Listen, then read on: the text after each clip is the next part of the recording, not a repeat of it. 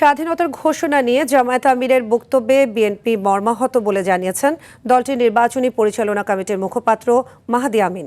তিনি বলেন, মুক্তিযুদ্ধের বিরোধী শক্তি স্বাধীনতার ইতিহাস বিকৃত করছে। এছাড়া পরিকল্পিতভাবে বিএনপি চেয়ারম্যানকে নিয়ে ভুয়া তথ্য ছড়ানো হচ্ছে বলেও অভিযোগ তার।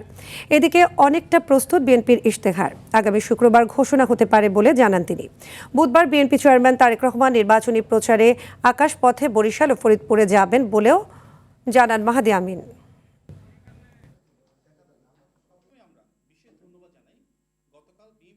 বিশেষভাবে যে রাজনৈতিক দল মহান স্বাধীনতা যুদ্ধে ভিন্ন অবস্থানে ছিল, বাংলাদেশের স্বাধীনতার বিপক্ষে অবস্থান নিয়েছিল এবং যে দলের অনেক শহীদের রক্ত এবং আমাদের মা বোনদের সম্ভ্রমহানির সাথে জড়িত ছিলেন, সেই দলের যিনি নেতা, তিনি যদি নিজেই ইতিহাস বিকৃতিতে কোনো বয়ান তৈরি করতে চান, দেশের মানুষ তাতে স্বাভাবিকভাবেই স্তব্ধ।